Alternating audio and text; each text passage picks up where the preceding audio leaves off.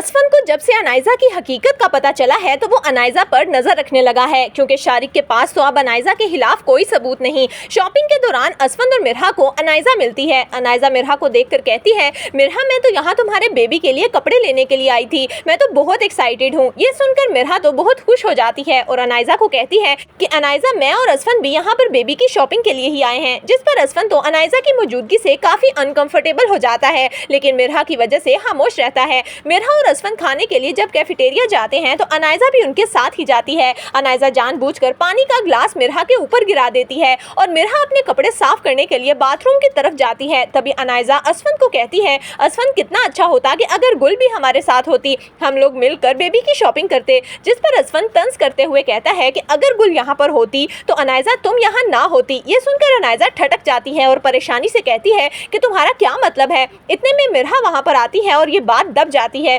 जबकि दूसरी तरफ शीरी अपनी बेटी अनाइजा के कहने पर असफन की माँ के पास आकर उससे हाथ जोड़कर माफी मांगती है और कहती है कि भाभी मुझे माफ कर दें, जो कुछ भी हुआ मैं उस सब के लिए आपसे माफी मांगना चाहती हूँ। लेकिन मिरहा को अब मैं दिल से अपनी बेटी मानती हूँ और मैं चाहती हूँ कि अब मिरहा की थोड़ी केयर मैं भी करूँ। अब तो बहरोज भी हमारे साथ घर जा रहे हैं तो अच्छा है ना कि मिरहा कुछ दिन हमारे घर रह ले और बहरोज का भी दिल लग जाएगा। जिस पर ताईजान कहती है कि जैसे मिरहा का दिल करे वो कर सकती है, मैं उसे नहीं रोकूंगी। लेकिन असफन को ये बात बिल्कुल भी ठीक नहीं लगती। वो अपनी माँ के पास आकर कहता है, मॉम मिरहा वहाँ पर नहीं जाएगी, मैं चाहता हूँ कि मिरहा यहीं पर रहे और अगर अनाइजा को मिरहा की इतनी फिक्र है तो अनाइजा भी यहाँ पर रह सकती है। अनाइजा पीछे खड़ी होकर ये सारी बातें सुन रही थी। उसे तो यकीन आने लगता है कि असफन के दिल में उसकी जगह बन रही है, लेकिन असफन असल में अनाइजा को ज्यादा से ज्यादा अपने सामने रखना चाहता है ताकि उसकी हर मूवमेंट पर असफन की नजर हो सके। जबकि दूसरी तरफ शारिक मुकम्मल तौर पर कंगाल हो चुका है। मालिक मकान उसे घर से धक्के देकर निकालने वाला है और उसके पास जेब में एक फूटी कोड़ी भी नहीं।